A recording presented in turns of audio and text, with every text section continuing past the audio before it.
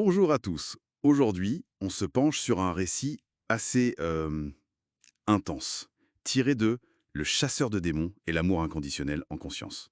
Oui, une histoire qui commence comme un récit de chasseur de démons classique, mais qui prend une tournure très personnelle. C'est ça. On a ce chasseur qui découvre que sa propre femme, elle est ce qu'il a toujours combattu. Et ça remet tout en question pour lui, évidemment.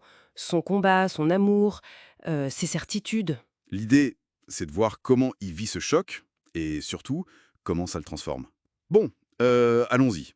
Alors, au début, tout semble normal pour lui, enfin, normal pour un chasseur de démons. Oui, il entend un bruit chez lui le soir. Réflexe immédiat, il se prépare au combat. Il s'attend à un démon.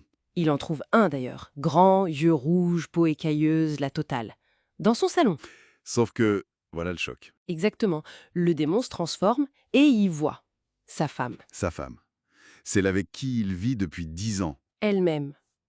Là, on n'est plus dans le combat ordinaire. C'est l'impensable. Le dilemme est terrible.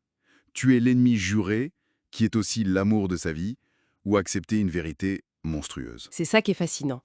Sa mission contre ses sentiments les plus profonds. Que faire? Sa première réaction, c'est la fuite. Logique, quelque part. Oui, il plaque tout. La maison, sa femme, toute sa vie d'avant.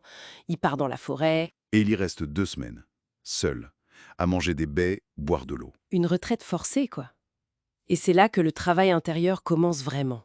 Il n'a plus d'ennemis extérieurs à combattre. Alors? Alors il se retourne vers l'intérieur, c'est ça. Oui. Il commence à se demander, et si cette lutte contre les démons, c'était vraiment contre eux ou c'était une bataille en lui? Intéressant. Il projette peut-être ses propres démons. C'est la question qu'il se pose. Et si sa femme, et par extension ses démons, n'étaient pas juste mauvais? S'ils pouvaient être bons, aimés? Ça remet en cause toute sa vision du monde, en fait. Ce noir et blanc absolu. Complètement. Il réalise qu'il n'a jamais vraiment questionné la complexité des choses, des êtres. Il appliquait juste une règle simple. Démon égale mauvais. Et cette introspection, elle le pousse à revenir.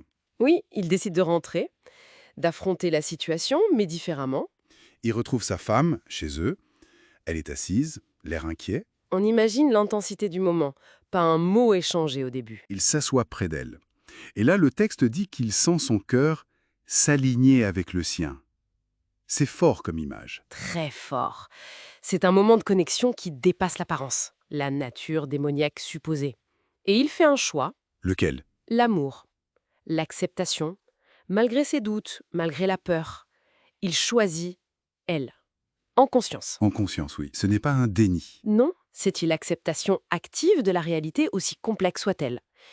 Et cette nuit-là, quelque chose change. Il ressent la paix, c'est ça, pour la première fois depuis longtemps. Oui, comme si, en acceptant sa femme telle qu'elle est, il acceptait aussi une partie de lui-même ou du monde qu'il rejetait. Il comprend que l'amour, le vrai, ne dépend pas de ce qu'est l'autre. C'est plutôt qu'il dépend de notre capacité à accepter, à pardonner, accepter l'autre dans sa totalité, même ce qui nous dérange ou nous fait peur. Et ça va transformer sa vie. Radicalement. Fini le chasseur. Il range son épée. Pas par défaite, mais par changement de perspective. Il ne voit plus les démons de la même façon. Non. Il devient même médiateur dans son village. Il aide les gens à résoudre leurs conflits, sans violence. Il applique sa propre leçon en quelque sorte. Exactement. Et chaque soir, en embrassant sa femme, il se rappelle cette leçon. En lui pardonnant, en l'acceptant, il a appris à faire de même avec les autres. Et peut-être avec lui-même. Quelle histoire quand même. Oui, le message est puissant. L'acceptation, l'amour inconditionnel, remettre en question nos propres réalités, ça peut mener à une transformation personnelle incroyable. Ça nous laisse avec une question, peut-être?